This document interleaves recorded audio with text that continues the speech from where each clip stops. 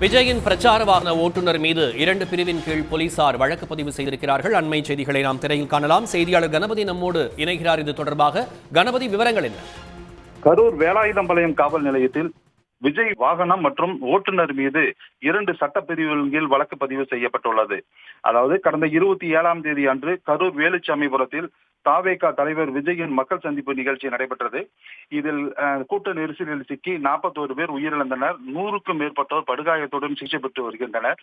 இந்த நிலையில் நாமக்கல் மாவட்டத்தை பிரச்சாரத்தை முடித்துக் கொண்டு கரூர் வழியாக கரூர் வருவதற்காக கரூர் மாவட்ட எல்லையான தலவாபாளையம் பகுதியில் விஜய்க்கு வரவேற்பு அளிக்கப்பட்டது.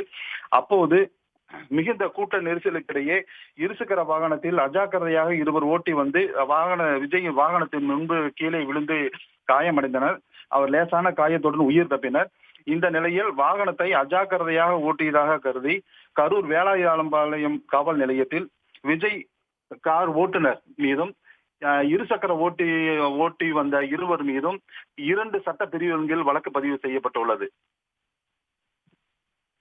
விவரங்களுக்கு நன்றி கணபதி.